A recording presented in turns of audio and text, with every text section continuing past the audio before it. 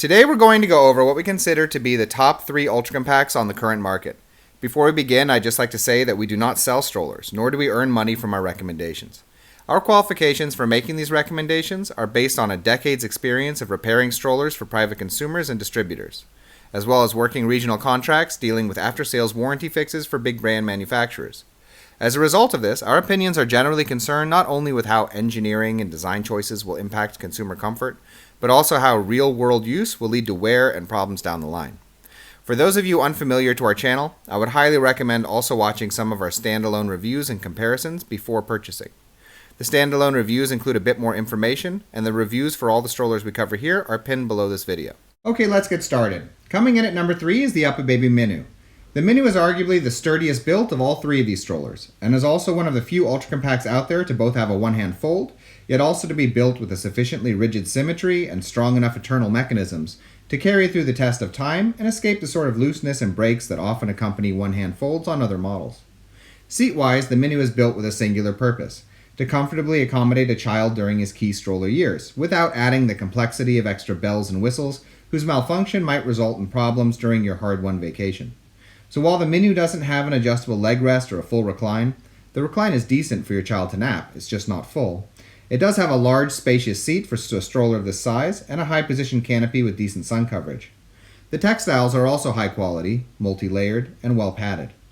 Chassis-wise, the Menu is a bit larger and a couple kilos heavier than a lot of other ultra compacts, the result of its sturdier than average bars and mechanisms that are predominantly metal. The unfortunate results of this are that its folded size is a bit too large to be accepted as cabin luggage by the majority of airlines, and it's also a bit bulky for carrying as well. So while it does have a shoulder strap for a quick fold and carry, it's not exactly the model you'll want hanging from your shoulder for any significant length of time. If these factors aren't a problem for you, however, then it is the best ultra compact out there to actually wheel around. Which leads us to the most important strength of the Menu, besides its sturdy chassis: how it drives. In fact, of all ultra compacts, this is the one that can actually handle a bit of rough terrain, due to its larger than average wheels and excellent suspension. Its suspension is really even better than a lot of full-size strollers. It's not going to handle hiking trails or anything, of course. No ultra compacts will. But if you're taking a vacation to the seaside, then this is the one that you want on your way down to the beach. If you're visiting some old European city, this is the one that will best handle those cobblestones. And while I don't recommend using ultra compacts for daily use, if your life dictates that you must do this, then the Menu is probably your best option, at least from a longevity standpoint.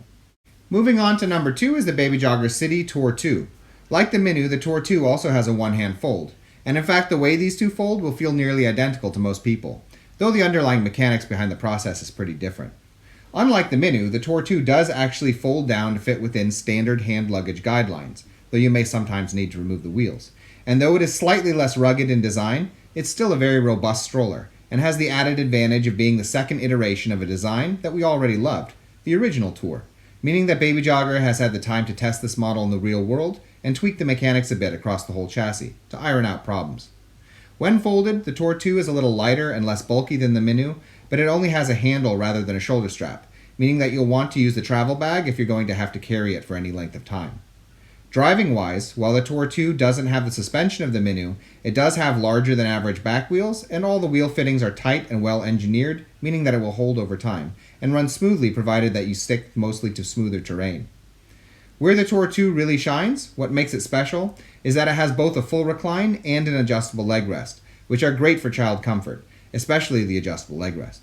And while you might say that there are a lot of models out there that also have these features, what's different with the Tour 2 is that it is really the only model with them on the market today that is also sufficiently sturdy and well engineered in other respects to make it into our top 3. Okay, our number 1 then is, of course, the Babyzen Yoyo Plus. And this is not because it is the oldest and the original ultra compact. There's no credit given for those characteristics. In fact, if anything, it's completely baffling that after almost a decade, with only one update to their original design, and with so many competing ultra compacts out there, the Yoyo Plus should still be king of the hill. So what makes the Yoyo Plus so special then? It simply has the perfect combination of easy functionality, sturdy simple mechanisms, and good drivability.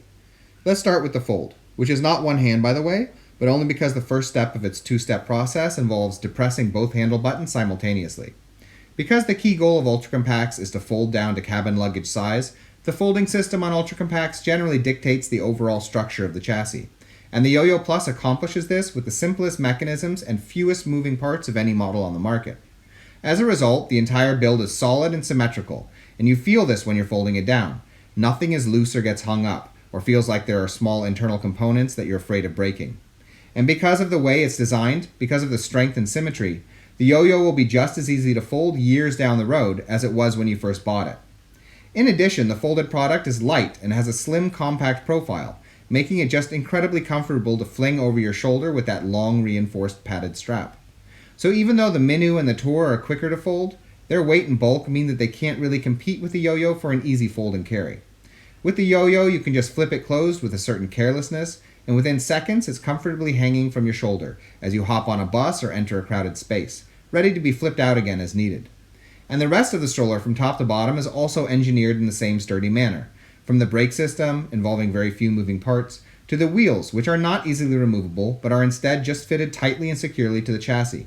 There is no swivel lock on the Yoyo, because there is no need for one. The Yoyo's front wheels are fitted such that they don't get loose. They don't wobble.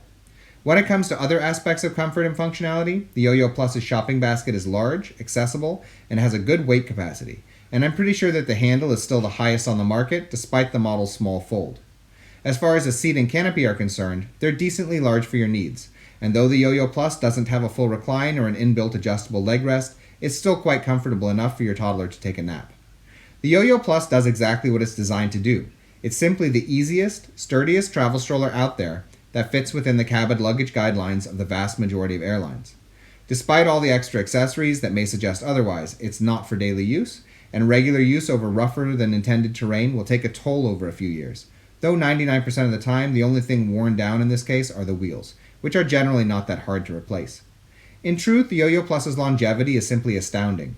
Here where I live, people keep fleets of them and rent them out during the holiday seasons, and even the older original Yoyos are still going strong. So for my money, this is why it's number one. It has everything you need for its purpose, and it's all engineered with sturdy precision. This is a new sort of video for us, and if you guys like it, let us know and we'll go on to do the same for other categories and size classes of stroller, with the idea of eventually updating our recommendations a couple of times a year to accommodate for new models. Also, the recommendations in this video were primarily oriented onto the mechanics, but if you're interested in seeing similar videos that focus more on budget models or angled the opposite way and warn about which models you shouldn't buy, please let us know that as well. In any case, we hope you enjoyed this video, and we ask that you please subscribe, as it helps us to continue making videos in the future. Thank you.